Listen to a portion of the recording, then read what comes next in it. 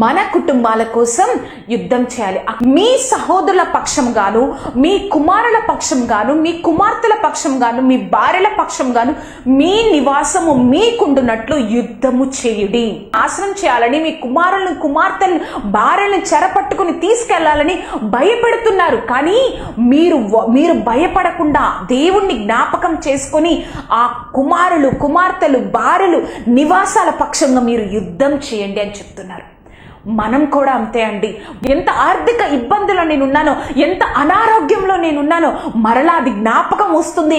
ఆ స్థితికి నేను వెళ్ళిపోతున్నానే, ఆ విధంగా నాకు కనబడుతుంది అనుకుని నువ్వు నిరుత్సాహంలో ఉన్నావేమో. దేవుడు నీతో నాతో చెప్తున్నారు ఏంటో తెలుసా?